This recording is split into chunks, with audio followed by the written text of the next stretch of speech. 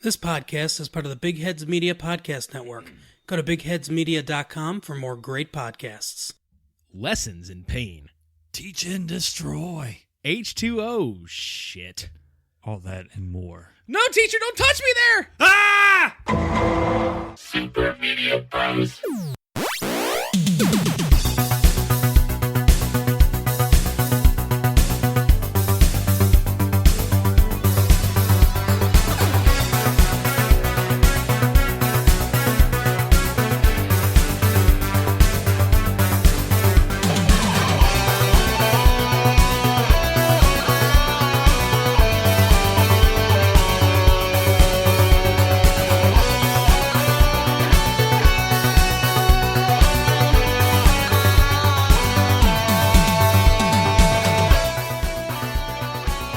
Next week on Law & Order. That was fucking inappropriate.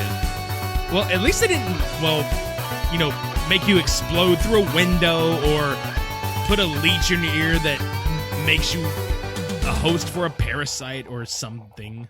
That craves thirst. They just booped you right on the nose instead. There's some thirsty people in the world. Thirsty bitches. Yeah. Welcome to episode 124 of the Super Media Bros podcast. I'm Midnight Agent Raw. And I will come here. Cult Cinema Showdown 49 is here, and class is in session. Yeah, I'm tired from that. Ugh, I'm sorry. I don't like class. Yeah, same. That's why we're out of school. That's it. High school. Hello. We're here with two cult classics that are a decade apart, but are both dealing with teachers that are not what you think they are. The Faculty versus Class of 1999. If you had any irrational fears of school in general, this movie will kind of awaken those irrational fears a little bit. Even as younger kids, we all thought this about some of our teachers. I don't care who you are. They have to be aliens or killer cyborgs that just have no emotions. Just robots. Yeah. But no, these movies were really fun, and I can already tell just before we even dive into them, it'll be a pretty close call. Speaking of diving in, might as well start with The Faculty. Yeah, let's go ahead and start with The Faculty because, water. Oh, The fuck was that? it's the coach. Just water. He spit the water. I was like, water. He spits it out. This is not the water I want. Water. Water. Water. What are you doing? It's probably drinking sparkling water. Hang on. Let me do that. Water. Anyway. Yep. Sorry. Okay. So The Faculty takes place in Ohio, but clearly filmed in Austin, Texas. Because Robert Rodriguez films all of his movies in Austin, Texas. Yeah. So the movie opens at football practice, which the coach is played by Robert Patrick, and you're just kind of like, oh fuck, the T-1000 is the coach of a football team. Nothing can go wrong here. No, I can just picture it now. One person is late to practice or doesn't show up because they're actually sick. He fucking takes a picture. Have you seen this boy? Mm-hmm. To all the parents, like, have you seen this boy? And just knifes the shit out of him. Yeah. You're cut from the team, literally. Fuck you. But no, the teachers are basically discussing the funding, and it all basically centers around the football team being like the one thing that this town is all about because it's a small town. And the teachers are like, oh, we don't get any educational shit for the school. It's always if the football team wants it, the football team gets it. Typical shit like this town is. Yeah. Seriously. If you live in a small town, you know what we're talking about. I actually came from a high school that was like that. It's like the football team was the saving grace of the whole fucking school. Like, this is what we're going to do Friday night. Yeah. Going to watch the high school football team. Woohoo. Yeah. Yeah. But anyway, the coach winds up looking, like before the discussion happens, the coach kind of looks up because the sprinklers are going off and some shadow approaches him. He's like, the hell do you want? Fade to black. Teacher's lounge. They're discussing all this crap. Well, the coach just fucking hunts everybody down, and it looks like he's killed these teachers, but spoiler alert, they are being taken one by one as host bodies for a parasite. Mm-hmm. Just gonna go ahead and throw that out there. So slowly we get introduced to Casey, Zeke, Stokely, Delilah, Stan, and Mary Beth, which are all stereotypes of students. Your typical high school stereotypes. This movie definitely had like a who's who of casting. Like, I mean, Zeke was played by Josh Hartnett. And funny enough, he was actually filming this and Halloween H2O at the same time. So he's got the same fucked up haircut in both movies. Yeah, it's like that. The back end kind of sticks out like he just woke out of bed look. Well, he cut his own hair. Yeah. Like, in real life, would cut his own hair and didn't want anybody fucking with it. And that was just a look. That for was him. clearly a good choice on his end, yeah. Right. Because that's like the one remaining factor about that time era Josh Hartnett was his fucking hair. Yeah, that's true. Because he started looking all prim and proper like later on when he went and did the little shorter segments, the bookends on Sin City. But anyway, like you got him and Jordana Brewster. I could never fucking remember her name. Jordana Brewster is the one that plays Delilah.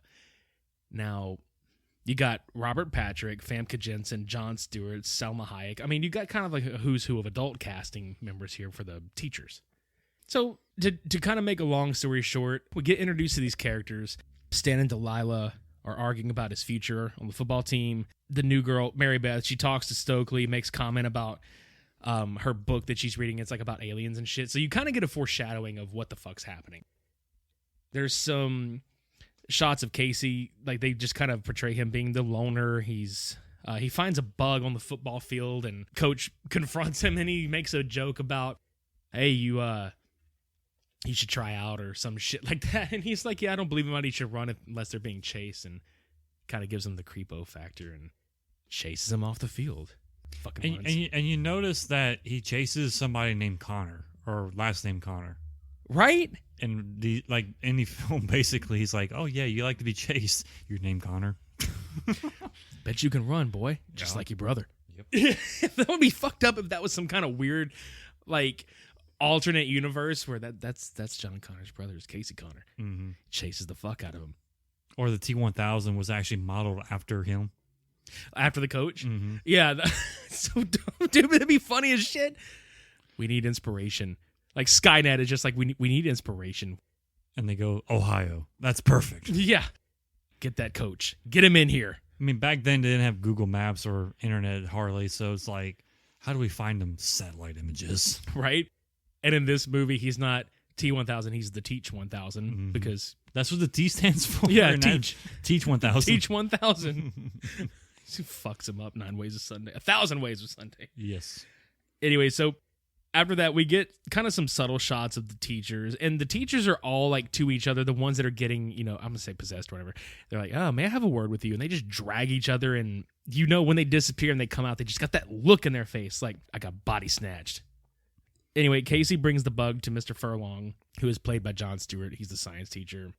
And they figure out, oh, this is a whole ass different species. And they figure out that it reacts to water. It's a sea-dwelling creature. It duplicates in the tank. They're like, holy shit. Stan quits the football team, which, of course, the coach is possessed by this point. And the coach reacts that real sarcasm where he's just like, "No, my star quarterback decides to quit the day before the big game." But that's great. Like, he's all like half sarcastic but half encouraging. It's really strange. Yeah, I think what they were trying to attempt was the alien inside, or the parasite inside, was trying to mimic what they thought was normal human behavior. Yep. So they ended up doing what they thought that the humans would actually enjoy or like response-wise. So that's why he's like, from flipping a fucking bench in the middle of a football practice, being angry, to like, I'm upset, but it's okay. I'm not going to stop you from progressing your life. It's your future. Yeah. And that's the moment when at least any of these characters start thinking there's something not right. Because Stan totally expected him to just rip his fucking head off. Yep. I mean, he probably would have actually done it later, but, figuratively speaking. He walks away, and like 10 minutes later, "Have you seen this boy? I need to speak with him." Schwarzenegger shows up to protect him. "Are you Stan? I will stand in front of you." "Oh, Stan, stand by me." "Is this show for Stanley?" So Stan finds a teacher in the shower that's naked, and it's a pretty gross fucking scene, honestly. I remember seeing this movie whenever I was younger, and when that patch of hair came off her, I was just like, ugh. That's a good thing about both these films. Like, some scenes in The Faculty have really good, practical effects that, were, like you say, just gruesome and terrifying and believable in a way. But yeah, it was one of the older lady teacher. I can't remember her name. And she ended up having a cover story by the rest of the faculty stating that she had cancer, she's being treated, but she was too far along, so that's why her hair fell out and she was so sick and how she died. And Casey and Stan knew that wasn't the right case, but that was pretty much what they were given. Yeah, and then Casey and Delilah wind up finding her body in the teacher's lounge closet when they go in there to kind of investigate what the fuck's happening around the school. They hide in the closet because the coach and more teachers show up, and they wind up infecting Miss Harper, which it looks like they kill her, and they get caught, and the cops show up. And this is when we find out that Casey's dad is Shooter fucking McGavin, Mm-hmm. which I laugh my ass off at, because there's one point in the movie where the coach is telling his dad that Casey has, good running and all this other shit, would like him to try out, and then he does the finger guns at Coach, and I'm just like, Shooter, you fucker. That makes me happy. Yes. But I don't know. I thought that was hilarious. You know what? I'm kind of pissed off now, because now I can't recall if I doubt they did this, but it would have been really funny if his dad walked in wearing a gold jacket. Yeah. And It's mine! just very subtly walks in wearing a gold jacket. It's like, where'd you get that jacket from? The right arm's just a little longer than the left. He's afraid of tall people. Yeah, dude. Irrational fears. That guy was fucking intimidating, though. The big dude in Happy Gilmore. Was it Richard Karn? Yeah. Yeah. It struck my foot. Doug! Can I get a drop? I mean, you have to play where the ball lies. Fuck. Well, in this movie, they play it where the bodies lie. So, Yeah. goddamn. But yeah, they infect I think she's the nurse, isn't she? Yeah, Salma Hayek. Yeah, and she's got a cold. So they tried to use that as an excuse, too, whenever they cover that up. So dumb. She's high on medication. That's why she's so... But yeah, they ended up getting one of the cops to go into the office and infect him. So now they're pretty much like controlling all sources of like any kind of interference, basically, with their plan. So Casey ends up getting sent home with his parents. His parents are trying to figure out what the hell's going on with him. His dad finds a stash of porn, and he looks at his mom and is like, yeah, we know. What makes me laugh is that she clued him into it, because he's like, no more music, no more TV. Like, he's pulling the TV out of the room, and he's pulling the radio out, and then she just whispers over. She's like, it's porn. And he's like, oh. And he just lifts the mattress up, and he's like, what do you say? No more flogging the bishop, son. Sorry. Yeah. It's like, oh, God damn it. That was gross. It's just weird that his mom knew. It's like, yeah, he hides porn, but didn't take it away from him until Right. now. And the fucked up part is, like, Casey tries to sneak out of his room. He winds up falling because he sees the coach and the other two teachers out there, like silhouettes, falls into the bushes, and it looks like they're about to get him. But his dad shows up, and he's like, get back inside the house. And he's just kind of cautiously looking around. But then they pan over, and it looks like either the mom or another one of the teachers, like, closes the curtain from inside the door. And the next morning when he gets dropped off, when Casey gets dropped off, the coach goes over to his dad and starts talking to him. But they both have the same look on their face. It's like, fuck, they got my dad. And this, oh my God, dude, the water porn scene that me and you were laughing at. The teacher fucking just walks in, and Coach is just like sipping the water. And she just like sloshes her goddamn whole body and face with a whole, like, that one of those like stupid cone cups of water. Yeah, that was whenever Casey and Delilah saw those two teachers walk into the faculty room. Because throughout the entire movie, the coach would drink water just like one cup at a time, just one big gulp, basically. And I can't remember the other lady's name. Is one of the older ladies there. She grabs a cup and she just slaps her fucking face with it. Her hair flies up in the front of her, and just she's hydrated. Yes, she is. I feel better. Right? But no, there was the part with Zeke with Miss Burke? Ms. Burke, because she was noticing that he was peddling drugs, basically. And she was basically confronting Zeke about it. Well, Zeke was being a smartass. Like, you know what? You seem uptight. I think you might need a release. How about some chocolate laxatives? It's like, oh, you're not stopped up? Okay, well, how about this? It's cherry flavored. Yeah, just throws a sack of condoms at her. And Yeah. Mrs. Burke's demeanor is that of a very serious yet shy teacher. Yeah. So you get that whole like, oh, God. Yeah.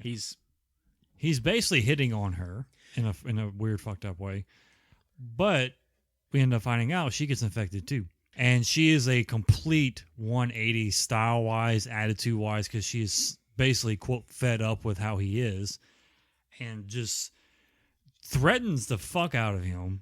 She said something about shoving his balls or... Oh, she's going to shove her foot so far up his ass that he'll suck her toes till graduation. Yeah, something like that, yeah. She roasted his ass in front of the whole fucking school, dude. Yeah, I enjoy Famke Jones. Oh, Famke Jensen's great, dude. Yeah. During the montage of them consistently bringing water into the teacher's lounge at the school and everything, you start noticing the student body as a whole is possessed because they're all drinking the fucking water. They're drinking the Kool-Aid, goddammit. Yeah, it seems like everybody has a bottle of water. And you notice, like, after a while, there is so much water being delivered to that school. Let me tell you how old this movie is. And it's not even that old. Well, I mean, it's technically like 22 years old. But still. Yeah. The fucking water jugs that are being delivered are glass. They're They're fucking glass 5-gallon jugs of You water. haven't had that in a long ass time. Everything's plastic now. Yeah, but it was just funny, like, seeing that. I was like, holy shit, they're glass water jugs. Like, fuck, dude. But anyway, like, all the students are possessed. The teachers are fucking possessed. So our core 6 people figure out that the drug that Zeke gives away, or he sells or whatever, is a diuretic. Because when they get confronted by the character that Jon Stewart plays, the science teacher, he reveals himself to be infected too, and they wind up stabbing him in the eye with one of the pins, and he fucking dries out and dies. And you're just like, fuck, dude. He looks like he put Alka-Seltzer in his fucking eyeballs and in his mouth. He's just like... It's basically like eyeball rabies. Dude, eyeball-orama. Yeah.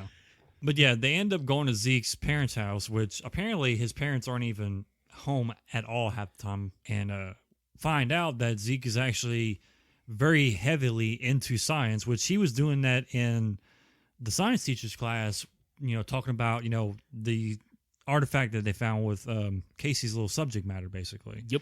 He knew, like, a lot of the marine terminology and stuff like that. But they walk into his garage, and there's, like, a science lab, basically, in his fucking garage. It's like pre-Breaking Bad. Yeah. All Pretty much like a this meth lab. I mean, if you want to get down to it, it kind of is. Yeah. But they end up finding out that his drug, his like addictive drug, is like a high dose of caffeine pills. Yeah, it's like caffeine and a bunch of quote-unquote household items. Probably like fucking Comet and shit. Yeah. Who knows? But the way they figure it out is when they stabbed the science teacher in the eye, they're like, well, okay, if any of us are infected and we snort this, it'll reveal if any of us are infected because they can't trust each other yet.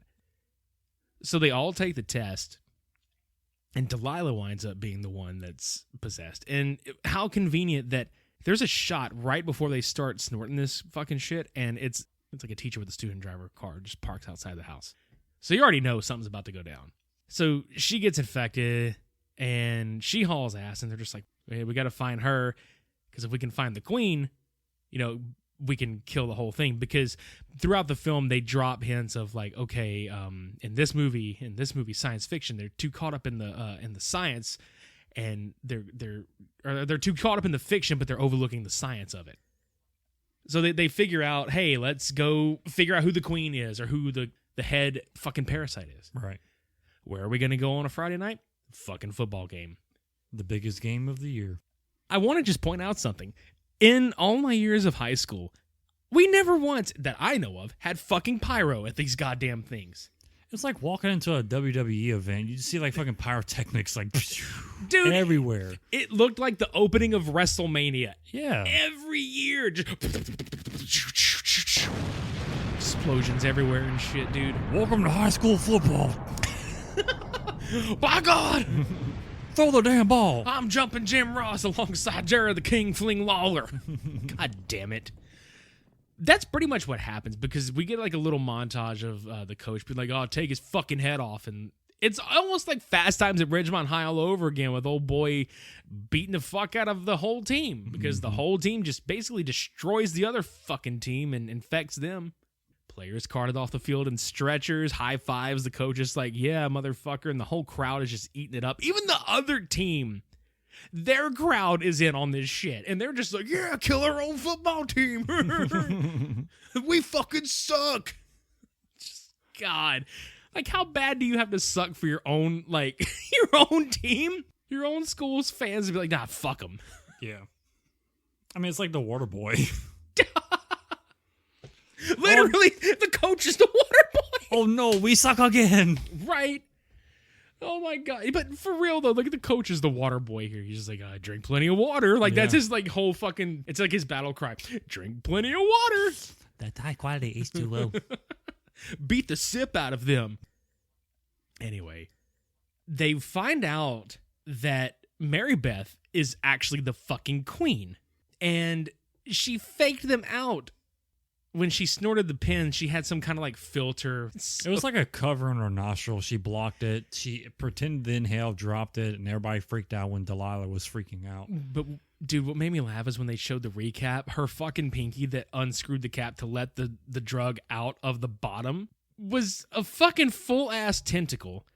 I sit here now and say, how the fuck didn't anybody notice it? But if everybody snorted that drug, they probably thought they were hallucinating. Yeah, they were seeing shit. But at the same time, how do you not be like, what the fuck? Like, it was funny because, you know, Casey's character, he was so withdrawn and so, like, just confined in himself. He took that drug and, man, he was just, like, crawling all over the fucking couches, just laughing his ass off the entire time. That's me. Just giggling my ass off. I don't even care. Like, that is me just like, everything's funny. Everything is funny. So, yeah, Mary Beth winds up chasing Casey and... Was it Casey and Zeke? Casey and Stokely. Yeah, that's right. Casey and Stokely. So, because Stan winds up getting possessed and Delilah is gone somewhere, Zeke runs into Mrs. Burke and they have this interaction and he winds up actually crashing the fucking car with her in it. And there's like a nice little toss back to the thing because her head flies off and it just kind of crawls around with these tentacles out from underneath it. It was just so badly done with the CGI because her body was just awkwardly trying to get up, like in the most cringiest way, and watching her head. I know, dude. And the fucked up thing is, and I think about this a lot. I'm gonna go on like not too long of a tangent here, but think about the shit that we thought looked very realistic back then, and think about what we think looks very realistic now in terms of CGI. Think about 10 years from now when we look back on 2019, 2020's CGI, and we're just like, God, that's horrible. And then we look at this movie and it's like, God, that's like archaic. Yeah. Like, fuck, man. It's going to get to the point where nothing is going to be good enough. Yeah. But anyway, I digress. So Stokely and Casey are chasing into the pool.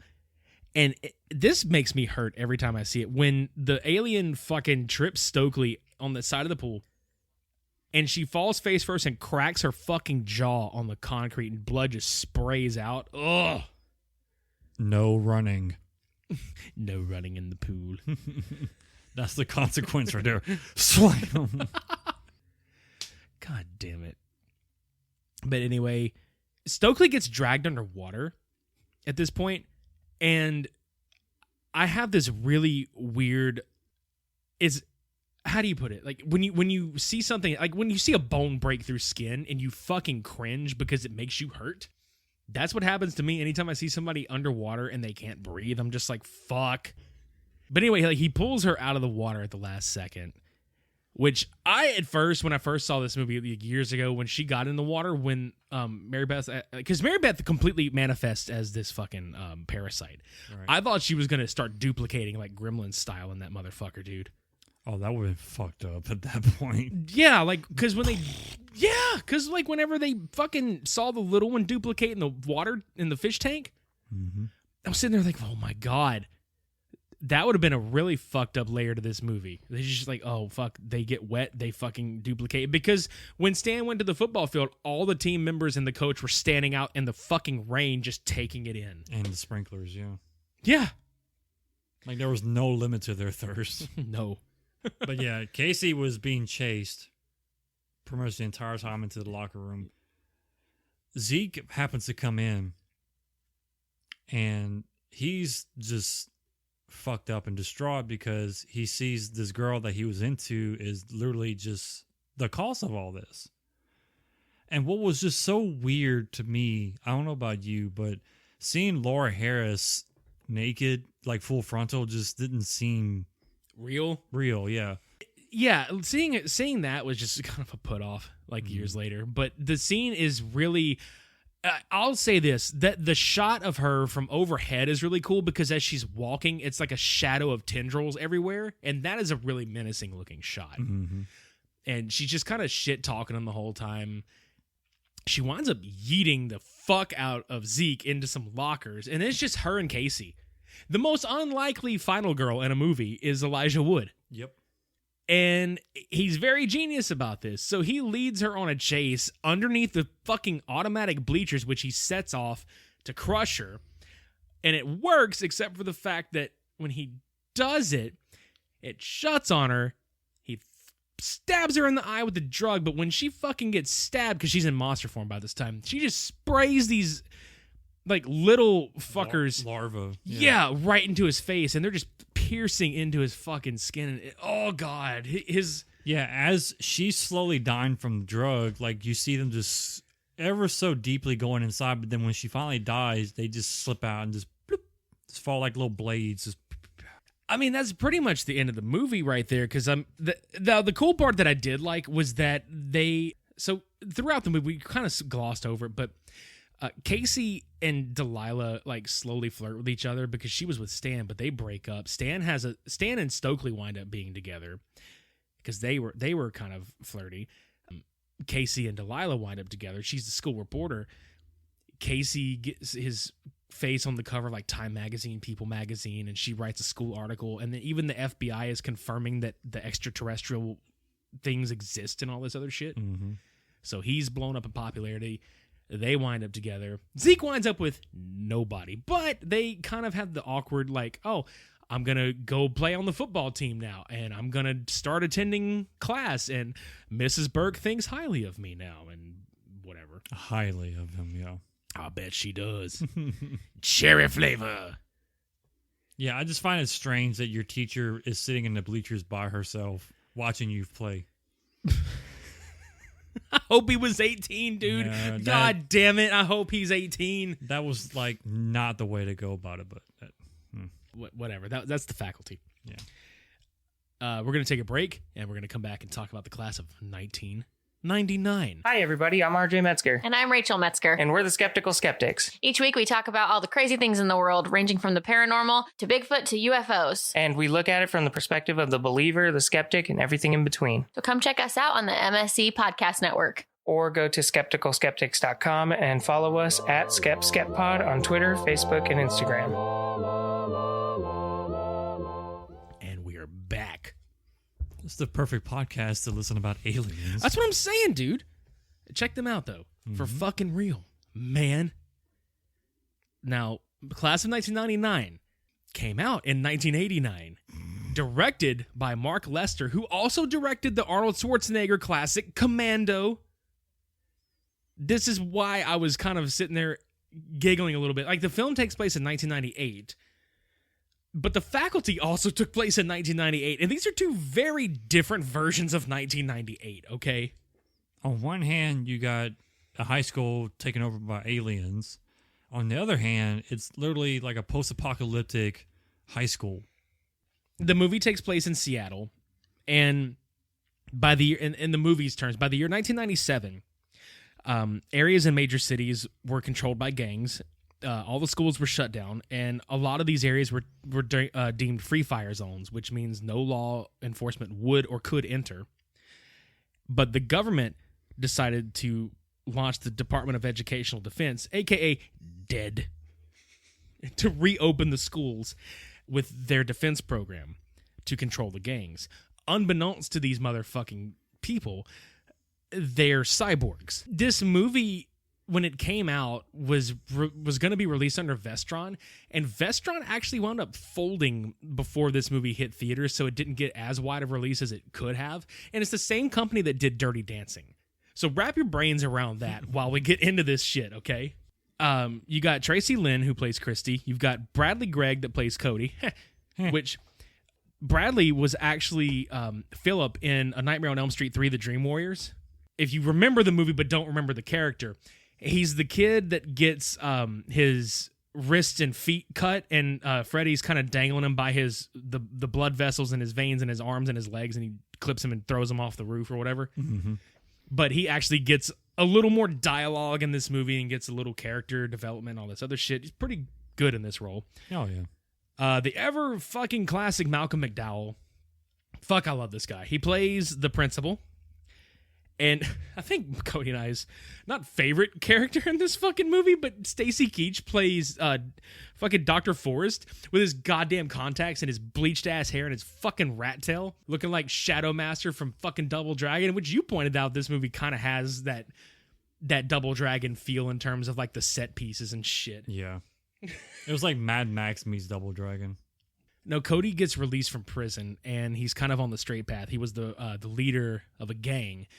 In his return, like, he's picked up by his brother, and they fuck with this other gang called the Razorheads on the way back, and it kind of sets up the relationship that he's got with the other gang, because they know him, and they're territorial, but they're not gonna fuck with him until he makes fun of fucking Hector. Yeah. God, that scene was... But there's like a 10-mile-an-hour car chase scene, and it made me kind of giggle, because I'm like, oh, it's supposed to be badass, but... Bro, we're going like 10, 15, maybe 20 miles an hour. They sure do like to turn. It's like NASCAR. They did, didn't they? They turned left a lot. I think that's why they seem so slow, because all they were doing was just turning most of the time. What if they just filmed it and they were just going around the same block? I wouldn't doubt it. That'd be fucking funny. But like right off the bat, you get like fucking explosions on the sidewalk, and Hector's car flips, and they're just like, yeah, let's go to school. Looks like Hector will be late. I fucking love that. Looks like Hector's going to be late to class. Okay, so Bradley Gregg's performance kind of makes me think if Corey Feldman would have done this role as one of the Frog Brothers from the Lost Boys. That's kind of what it reminds me of, because he has the same tone in his voice the whole time. Guess Hector's going to be late for class. It's like Chuck Norris in Invasion USA. Oh my God. That's actually a funny story, because fun fact, the school they're going to was actually shot on location in Seattle, and they were going to demolish this fucking thing anyway, so they pretty much got free reign to fuck it up and rebuild it as a giant set piece and everything. So that was a really cool kind of thing that happened. The more you know. Yes. But anyway, so the cops, since they can't enter, they hired their own like SWAT team people, like through the Department of Education and Defense, Through dead, to make sure that the kids didn't check their weapons into class and shit. Dead sure. Yes, they made dead sure. You little fucks. But it was hilarious because like these teachers are like, check your weapons in before you go to class and all this other bullshit. And let's just get into it, dude. These fucking cyborgs are goddamn hilarious. There's only 3 of them apparently for this whole fucking school. And it's a coach, a history teacher, and a chemistry teacher, one of which is played by Pam Grier. Fuck yeah. Yep. But dude, so they get into class, right? And they start like, Dr. Forrester is sitting there looking like, okay, we got to monitor what the fuck happens. And they start showing how these robots react to like the gang fighting and all this bullshit. Dude, whenever they fucking start they show each teacher how they roll through their disciplinary plans. You fucking cracked my shit up. Because when the fucking first list came down, karate moves. Mm-hmm. And the first thing I thought about was Derek Savage's stupid ass hitting that fucking tree with his goddamn commas. What if that was the fucking fight reaction? Just yeah, that or his little knife twitch where he's like, oh yeah, his little knife protection. God damn it, dude. But yeah, like the interface on the cyborgs, they scan the situation and then they have like a list of options like an RPG, basically. It did look like a video game, too.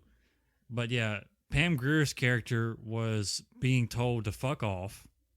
Oh my God, yeah.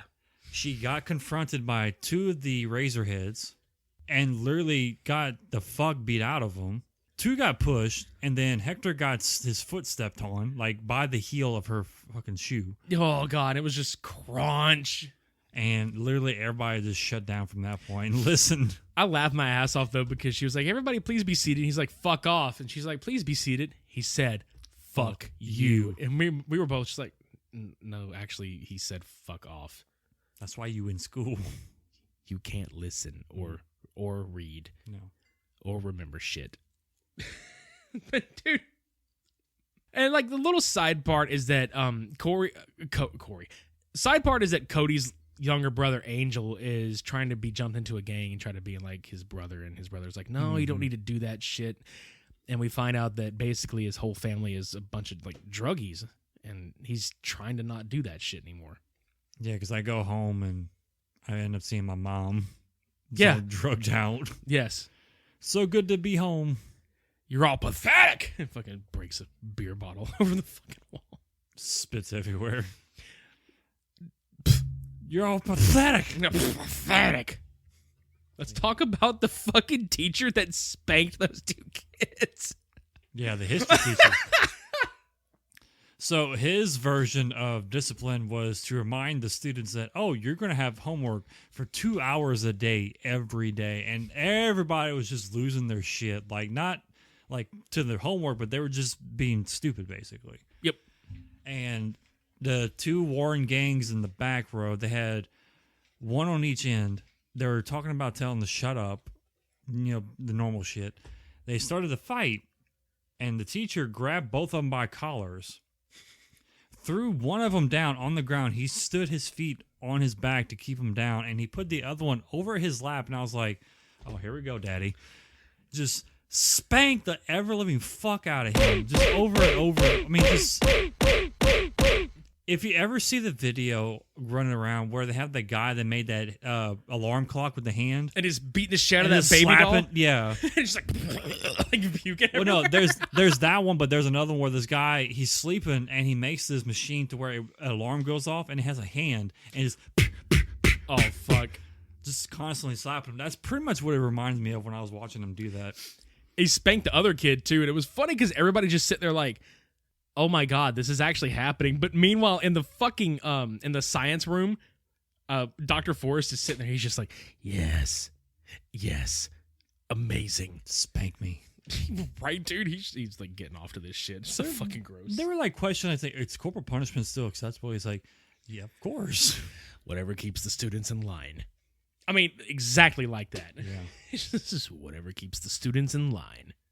Okay. You dumb fuck. You blonde fuck. You blonde motherfucker. God damn, he looks so gross. Mm-hmm. But anyway, so Christy is the principal's daughter who winds up becoming infatuated with Cody. And I mean, that's like a minor story compared to the rest of the movie because it doesn't really take a lot of like relevancy until later on. But Cody saves her from being assaulted and raped by one of the gang members. And the coach droid takes him to the principal's office. And he gets let off with a warning, but the coach decides to try to punish him in class. He beats the fucking shit out of him, almost kills him. Yeah, Mohawk, I think, ends up getting stoned out of his mind, grabs a gun from the locker room that he had stashed away, and he just stumbles across back to the coach. And the coach's protocol snapped on to where it was kill. It's because he's basically carrying a weapon. So he grabs the boy, just twists his fucking neck, and just drops him dead right there. Yeah, because we find out later that the droids they're using were actually former military operative weapons, and they were just repurposed for this program. Yep. So they all have weaponry and kill protocols. Yeah, they have kill protocols, basically. Mm-hmm. So after that happens, Cody is convinced that these teachers are not human. I was. That's right. And later on, the history teacher winds up killing another student that shows up late to class stoned. It brings him to his locker, finds drugs, and shoves him down his throat and fucking kills him. And they try to cover it up as an overdose. And I mean, obviously that's not what fucking happened, but it made me laugh at that point because the fucking teacher's looking at the student just dying on the floor and it just says enemy defeated. I'm just sitting there waiting for the like the bonus points to fucking like, or like the level up bar to go. Yeah. Level up. Fuck, dude. Grip strength increased by 10.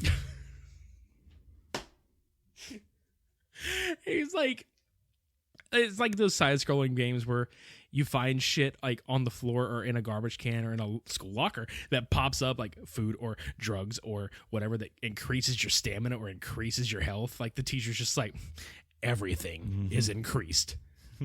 Boner is increased. Shishing. Exactly. But anyway, the principal is confronting all the droids, and Christy is basically blind to the fact that this is going on, and Cody tries to convince her of it. You try to convince her of it, obviously.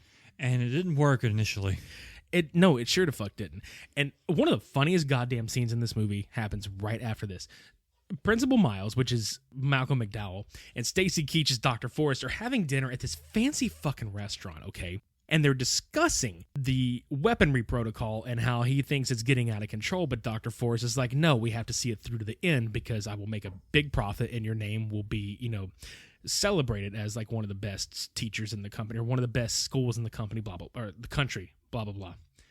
All while drinking milk. Yeah, he's drinking milk out of a wine glass. He has this obsession with the color white.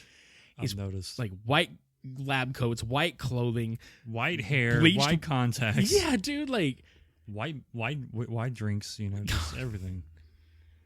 It's like that song by Unlike Pluto. It's like everything black. No, it's everything white. Yeah, white, dude. white. This fucking guy. But it makes me laugh because even as he's drinking the milk, it looks like Malcolm McDowell is just sitting there and he's just like, drinking fucking milk. At dinner. And then Gordon Ramsay busts out the kitchen. You're drinking milk with a fucking steak. It's fucking raw. Fucking wrong. It's fucking wrong. Oh, dude, what if Gordon Ramsay was the principal in this movie? Oh, there'd be a lot more violence in that fucking movie. What if Gordon Ramsay was one of the droids in the fucking movie? Yeah, he'd be teaching like home economics or He's something. teaching 4-H. Yeah. He's the 4-H teacher. For Hell's Kitchen.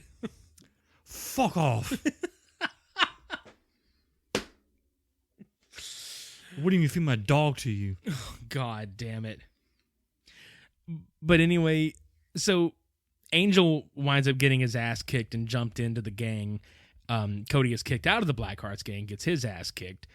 He tries to convince Christy of what's happening by cutting class with her, and he goes to this apartment complex because he steals the faculty handbook or the faculty. It's like a planner or something. Yeah, he steals a contact book or some shit, and they go into this apartment because he's like, oh, they all live together. I mean, rent's expensive. Yeah, it's 1998, especially for that little place they had. It was pretty nice. Yeah, free fire zone. It's like that's Free Fire Zone Estates. I bet you that's the name of the apartment complex they lived in. It would make sense. Right? But they go in and there's nothing. But he's bound and determined. The kid that got killed with the drug overdose, the history teacher had his crucifix necklace. Mm-hmm. So that's the piece of evidence that he's looking for to basically convince Christy, hey, this teacher fucking killed him. Also, we noticed that there's 3 chairs, 3 big tanks of some kind of gas, and the cabinets are just filled with WD-40, and this is like what they live off of. Could you imagine that they're in the teacher's lounge, dude, and the fucking history teacher's like, I'm gonna crack open a colon with the boys, and he just fucking WD-40 and just guzzles the shit out of it. No, we were talking about Mad Max earlier. It was like the whole scene where they do that spray paint in their mouth. That's them with the WD-40. Just like to Valhalla. Witness me. Witness me. Listen to me. It's 40 ounces of WD-40. Like, that's their 40 ounce. Like, yo, dude, that would have been a fucking great scene. All right, you want to go crack open a couple cold ones with the boys? yeah, I got some 40s in the house. Cool, let's go. They get there. It's like the one human teacher with the droid teachers, but he doesn't know they're fucking droids. He's like, so where's the drinks? Oh, right here. Opens cabinet up, pulls them out. All three of them just... He's just like, oh, fuck. Listen to me. Yeah, listen me. God damn it, dude. He does it just to blend in with him, and then afterwards he's like, Listerine! He's fucking like drinking mouthwash to get it out of his mouth. I mean, if he doesn't like hack up a storm after trying to do the first time. Oh, no. Just... Oh, God. Just fucking... Yeah. I mean, I think that'd be the first reaction if that shit touches your mouth. Oh, God, yeah. You done? All right, cool. Some guy just puked. All over our feet. Yeah. So anyway, they find the necklace and they leave, and he gets chased down by the teachers in the car, but he tells Christy to fucking hide. Now, this is a Ford Taurus. There's no fucking way it's going to outrace this bike. But they run him down, and then they careen off of a bridge, and the fucking one guy's like, I hate water. And they Yeah, the coach. He's probably the funniest one out of the three because he just has these stupid, like, deadpan, like, one-liners that pop up randomly. It's like, I hate water. Splash! Which is fucking hilarious because the coach and the faculty loves water. This coach hates water. Yeah. You fucks. You're confusing us. Right? So, and I'm going to cut ahead a little bit from here because it's really fucking funny, right? So he does that. But they fucking casually walk out of the water having a full-ass conversation. Didn't even swim up to the bank. They're just walking up the bank out of the water. I want to kick his butt. Like, that's what he fucking says. Like, the fuck, dude? He's like, I want to kick his butt. Because their plan is to kill one person from the other gang and frame the other gang for it. And have the gang wars start to where they kill each other. And then they killed all students. Because they literally love the hunt. They love to kill. They love just violence, basically. Yeah, so they kill Cody's brother, and they kill Noser from the other gang. Mm-hmm. And so they go on a full-blown war, except they don't go on a full-blown war. Cody convinces the other gang, he's like, hey, these guys are behind all this shit. So they team up to go into the school to track these fuckers down because they've already started blowing each other away like beforehand. Like he later convinces them the teachers did it. But they fucking blow the shit up out of each other in this fucking wasteland looking area. And even the teachers are getting in on it and fucking killing the students and all this bullshit. But goddamn, dude. I was just laughing my ass off the whole time. Because they start fucking... they start shooting the teachers. Oh, God. And like, it's Pam Grier. Like, if Pam Grier were my teacher, I would have sat down and listened to anything she had to fucking say. I don't even care. Just let her shoot me. I'll be fine. We were fucking cracking up because it was just like hot for teacher, but shot for teacher. Mm-hmm. God damn it, dude. Got it bad. Got so it bad. I shot the teacher. I heard you missed us. We're back. I brought my pistol. Give me something to fire on, man. Oh! Dun, dun, dun, dun, dun, dun. Ow! Yeah. Like all the David Lee Roth squeals are like them getting shot. Yeah. Ow! But anyway, so the Razorheads are defeated, right? And like before they team up or whatever, Cody is like, these are not fucking human. And that's whenever he bands the gangs together. He's like, we gotta kill these bastards. But then elsewhere, Miles and Forrest are fucking arguing over the AI again, and the term battle droids gets used, and I'm just like, dude, if this movie would have been called anything else, it should have been called Battle Droids. That would have been fucking hilarious. Class of battle droids. Class of battle droids. But what makes me laugh is he's fucking, like, the last words spoken by Malcolm McDowell, he's like, whatever happened to education? And then Stacy Keach was like, we don't need no education. He didn't really say that, but it would have been fucking funny. We don't need no cruise control. Right, dude? But he picks him up by the throat and just, like, he just pretty much just crushes his larynx. And just He like throws him. perforates his neck because he has like the hand grip holes. Perforation H, and the H stands for hand. Yep. It makes my neck itch just thinking about it. Christy gets kidnapped and taken to the school, and that's how they lure Cody to the school with both gangs. And guys, look, the third act of this movie is just batshit wild. There's explosions, there's gunfire, there's motorcycles, there's just tearing ass everywhere. So Cody and Hector team up together through the high school, basically, to hunt down their side of the building. And as they're riding dirt bikes through the fucking building, they exit one classroom and they get clotheslined out of nowhere by Pam Grier. They shoot the shit out of her so much that she starts to like distort her voice a little bit. And it gets to the point where her skin gets like perforated again, like in her stomach area. Hector tries to like stab her, doesn't get much in there, and she's like, you boys have to try harder than that. So she rips open her chest and just see like this exoskeleton and these big old tanks of fuel in her stomach. And her arm just melts away into the form of a flamethrower. And she just launches fucking toasty everywhere. Just Toasty! Literally hot for teacher here. Yes. I gotta backtrack for a second because we totally missed a thing. You talking about the cigarette? Yes, I am, dude, because that shit is funny. Because Cody is sitting there fucking smoking this cigarette when they're about to, like, you know, leave to go to the school. I was. And it was fucking, yeah, you were. And it was fucking funny. Yeah, he gets the call from, which is actually Pam Grier's character, but he turned out to basically mimic Hector's voice that they kidnapped Christy. So it pisses him off to the point where he's like rallying the gang. He's like, you know what? This is it. I've had enough. Let's go, guys. But hold on one second. Okay, now I'm good. Yeah.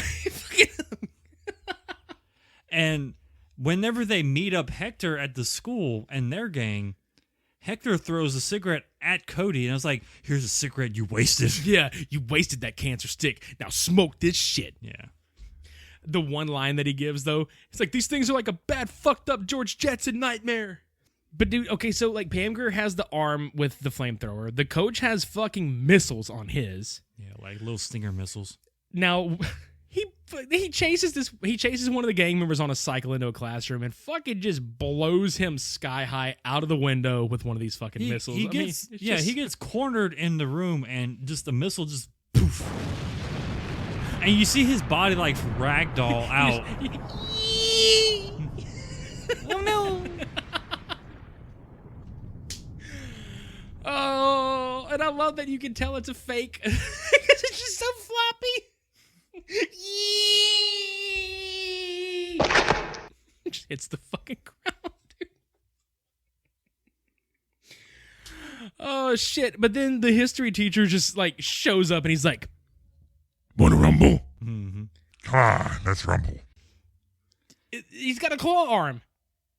Dr. Claw. I'm still coming. Ew.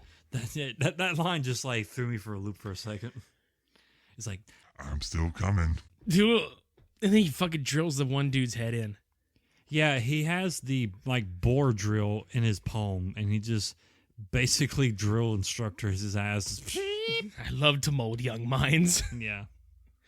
What a one-liner. What a fantastic one-liner. Mm-hmm. But then he jumps onto Cody, and Cody's trying to struggle out. Cody actually gets one of the guns that was laid on the ground, and he's like, "Your history." That was a really cool scene, too, because he shoots him in the mouth with this, it looks like an Uzi, I guess. Mm-hmm. But he shoots him in the mouth out of the back of the droid's head, and the explosion that happens, like the effect was really cool. They actually put glitter in the prosthetic head, so when it blows up, it looks like sparks. So they didn't have to, go through the trouble of trying to create spark. It looked good on camera, like a wired kit or something. Mm-hmm. Yeah. So that was really neat. Christy actually winds up being rescued like in the midst of all this shit. And she winds up finding her dad's corpse on the fucking ground, but does not have time to mourn it. Well, not when you're getting chased by Pam Grier in a flamethrower. Right? The way she goes was pretty fucking cool scene. How ironically lucky that shot was. But yeah, they end up being in a science room, a chemistry room. And she's, basically looking for the two of them. He throws like a can or some kind of like object towards the other side of the room to get her attention, and she's like, "Hey, teacher," or something like that. And he like boomerangs his fucking axe into her chest where the fucking tanks are, goes like spraying all the fuel everywhere, and blows her ass up in the flames. That fucking one-liner he gives at the ass end of that, though. Guess I blew that course. Thank you. It takes them a whole like hour just to get to these lines. I forgot to mention Pam Grier's tit. Her prosthetic tit.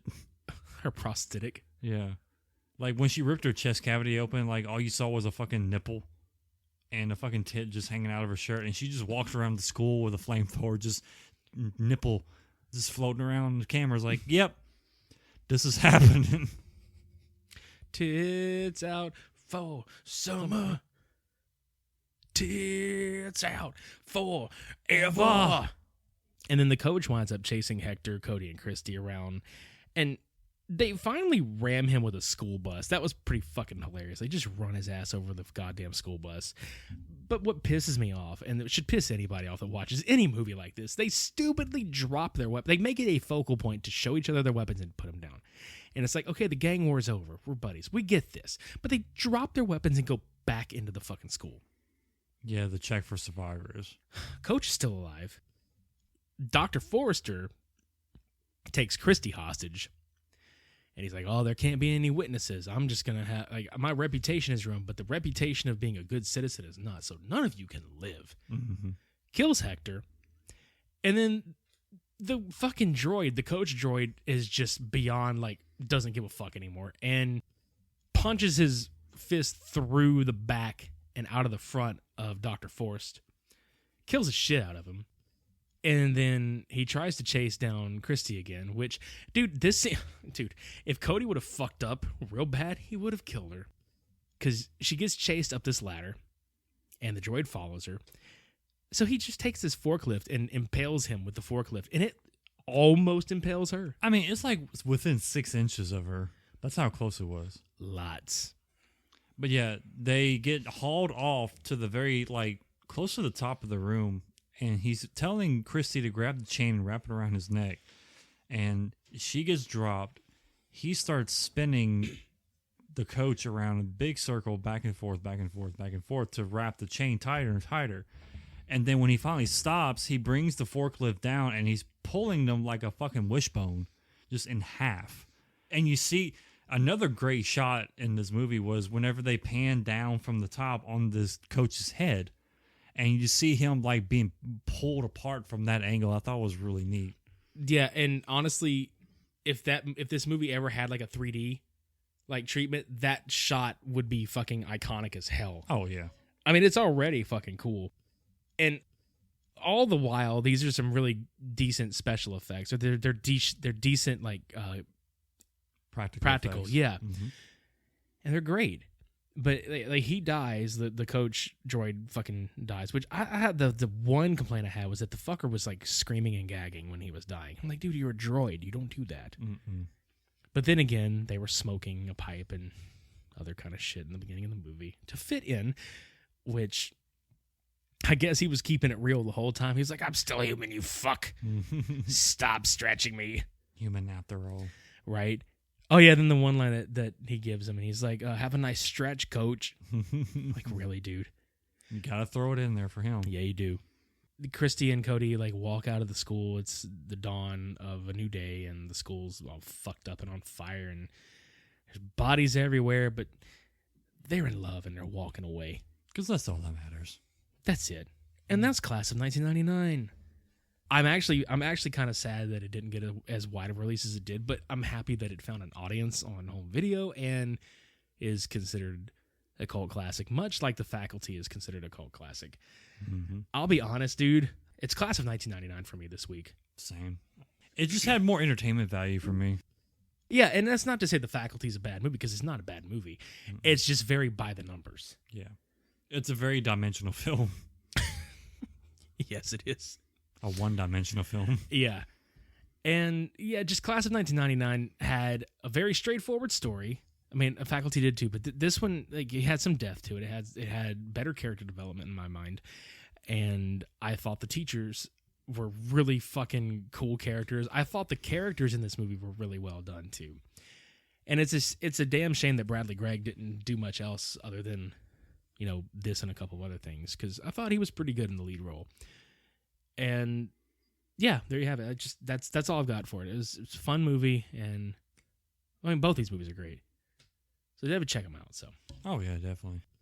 Yeah, you know where to find our social media. Everything's in the show notes below. Come follow us on all of our social media channels. Subscribe to our YouTube channel. Subscribe to the Patreon. We hope you guys enjoyed the free episode of Uncle Ben Got Wrecked. That was so fun. God, these fucking droids got wrecked. That was a funny line in that movie too, Class 99. Mm-hmm.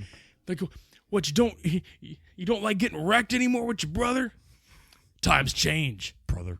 He went Hulk Hogan on them hoes. But yeah, check that out. If you want to buy some merch, we have t-shirts for sale. That's all in the show notes below. I don't know much of what we're going to do next week. I do know that Cody has discovered something that's really fucking cool that we're going to at least talk about that next week. Yes. Just forewarning, go check out the YouTube channel VHS Tokyo, because that's a little bit of what we're going to be discussing next week. And then the next Cult Cinema Showdown was one that was actually voted on by you guys on Twitter. We threw out some options, and for our 50th Cult Cinema Showdown, you guys picked Wayne's World versus Bill and Ted's Excellent Adventure. Excellent. Wheelie wheelie wow. Can you imagine Carl from Aqua Teen? I can now. Yeah. Excellent. Wheelie wah, wheelie wheelie wah. He just pops in with his hair. Wiggly wah. Wheelie wheelie wheelie wah. It's called I Want to Rock Your Body. And then in parentheses it says into the brink of dawn. So we're going to rock your bodies, and in parentheses to the brink of dawn, on Wayne's World versus Bill and Ted's Excellent Adventure. Thank you guys so much for listening. I'm tired as fuck. Yeah. And we're going to roll out this motherfucker. Roll out like that bus. Oh my God. Yes. Let's grab the school bus, load up, and haul ass. Through the web. Through the web and into the future of 1999. Let's chase Mike Tyson. Yeah, let's chase Mike Tyson the fuck out of here. Until next week, I've been Midnight Agent Raw. And I'm Okami. Shades on. We're rolling off.